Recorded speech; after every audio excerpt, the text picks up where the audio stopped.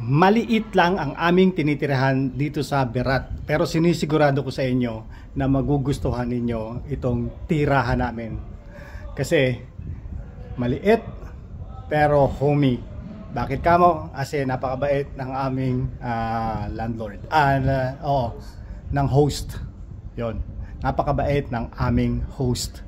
At dito lang siya sa tabing-tabi ng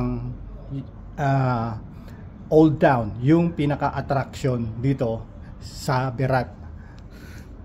Diyan lang yung street, diyan lang yung Old Town. Pagpasok mo, ito na yung apartment. Ganito siya. Ayan, mayroon ditong magandang halaman. At pagpasok mo ay may nakahiga dito.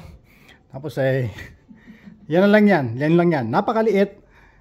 Dining table, kitchenette, banyo. Ang banyo ay sapat lang. Hindi kagandahan pero malinis.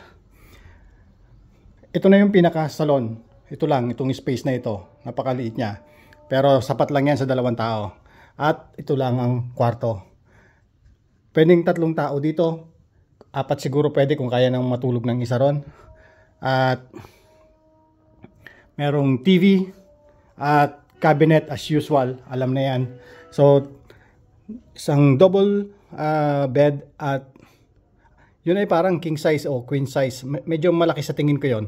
At isang single size na kama. So dito sa kwarto pwedeng 3 tao, pwedeng 1 tao doon. At meron diyang sunlight tawag doon. May bukas yun, may bintana doon. At yun, may libreng breakfast at ito ang pinakamurang apartment na nakita namin, which is 30 euro per night. Not bad.